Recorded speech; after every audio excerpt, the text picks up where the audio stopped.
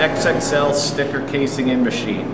Here we're just going to go over a general overview of operational points on the glue pots and our new vacuum cover guide on the machine.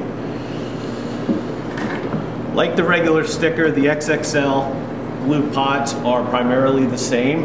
It has grooves in the main glue roller, which helps to spread the glue evenly on the end sheets. The XXL model has removable handles which help the operator transport the glue pots to the wash-up sink each day. These can be removed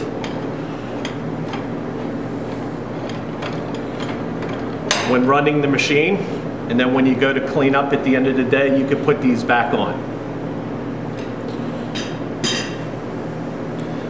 Couple things here to understand how the glue pots work is we have an extra paste attachment on the glue pot rollers,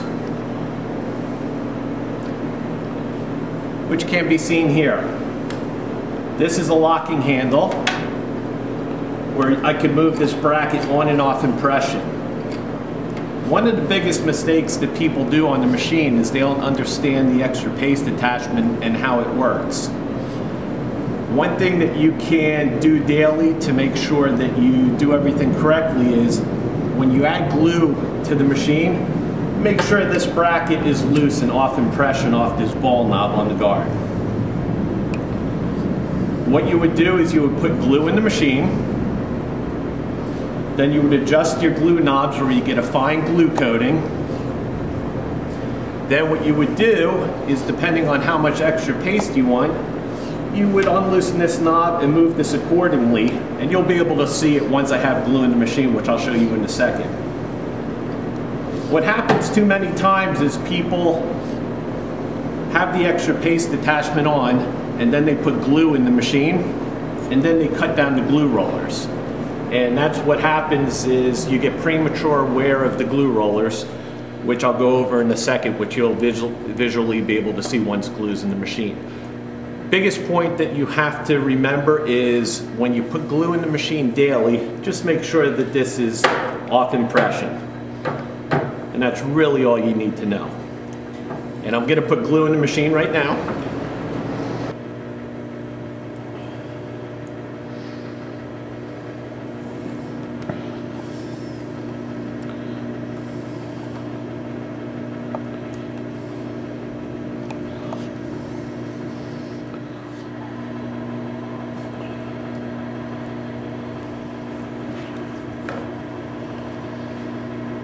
When you go to adjust the glue pots, the glue coating, you have locking black knobs, which are on either side. You just unloosen them.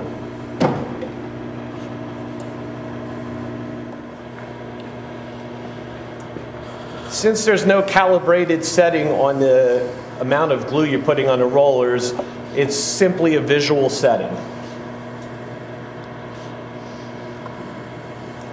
You just zoom into those.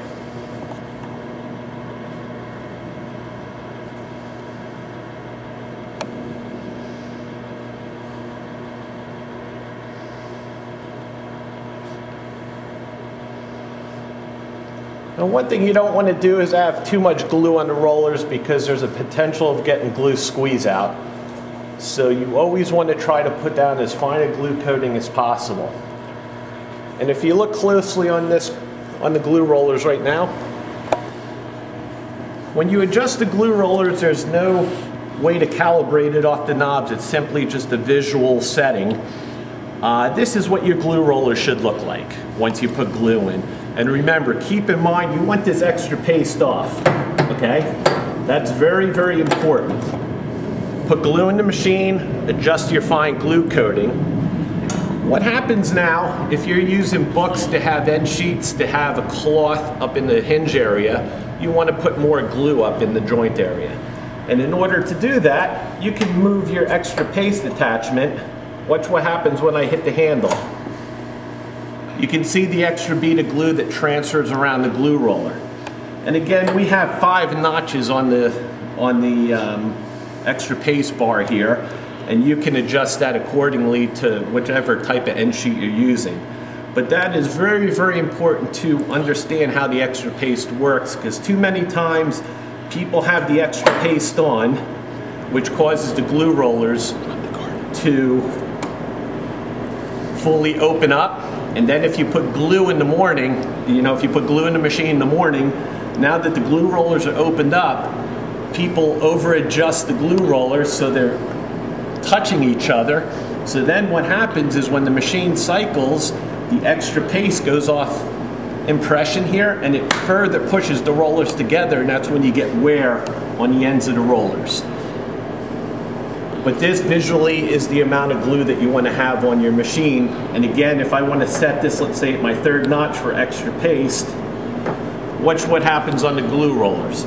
You can see an extra volume of glue. Now keep in mind that extra volume of glue is only going to be placed on the book block about 1 inch down from the binding edge.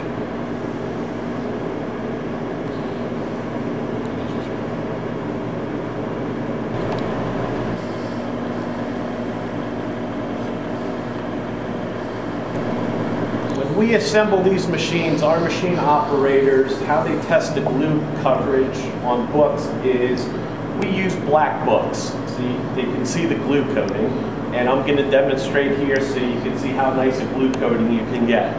Keep in mind, right now we aren't using extra paste, so you'll see a full glue coating on the book block.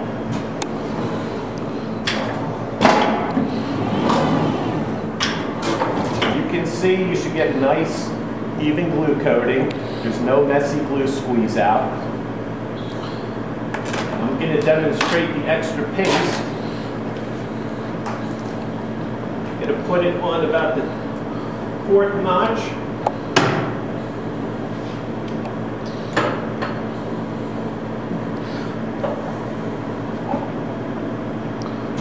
The block here shows the extra paste, and you can see the extra volume of glue you get. And again, I have a lot of extra paste on here.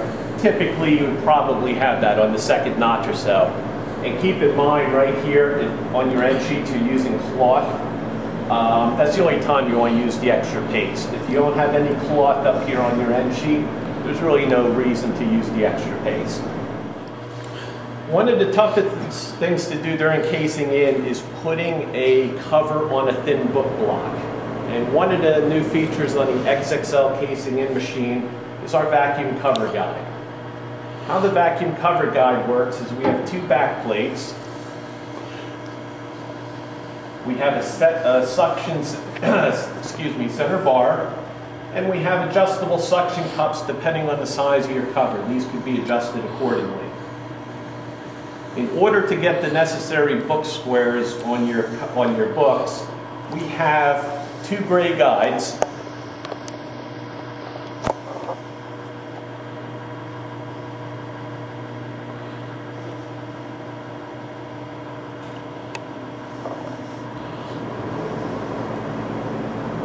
Okay. So when you put your book on the wing, you would put it up against the gray guides.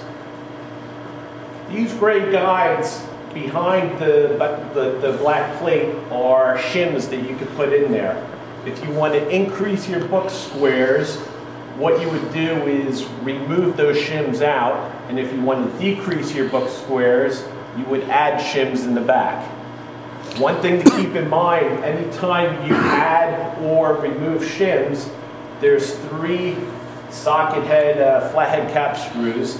You don't want to over tighten these, because these can strip very easily. There's no reason to over tighten them. So in order to take the shims out or to replace the gray guides, 3 screws on each side. The vacuum pump on the vacuum guide is mounted on the rear of the machine. Operations would be to take your book block and you split it roughly in the middle. You place it on the wing up against the gray offset guides. You take your cover. The only thing you have to remember is putting the orientation of your cover on properly. And what we're doing is we're simply going to visually line this up. I'm right now eyeballing it in the center. We have adjustable stops that you can mount on either side. I find it's easy just to eyeball the spine with the center. One other thing we have on the machine that's a nice feature is if I ever want to, depending on if you're doing a perfect bound book or a sewn book, okay, you're going to want to raise or lower the cover guide on how the cover comes down. We have a quick adjustment here. By turning this knob, I could raise or lower this, so it's an on-the-fly adjustment that's very nice. Also in the rear, you'll see we have 3 control valves. One controls suction for this side, one for this side, and the center controls suction for the middle bar. The only other thing we have on here is you need to shut the vacuum off as you're placing the cover down on your book. And we have a foot pedal that's mounted on the base of the machine frame.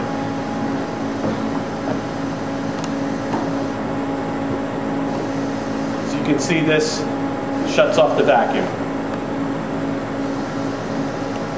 It's a little difficult to operate now being on the skid, but you would mount this however you want on the floor to the operator's comfort. So all I do is I take my cover,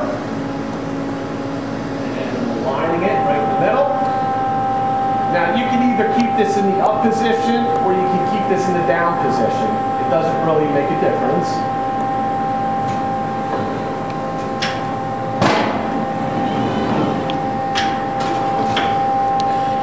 Place it down, grab my cover, hit the foot pedal, I simply lay it down.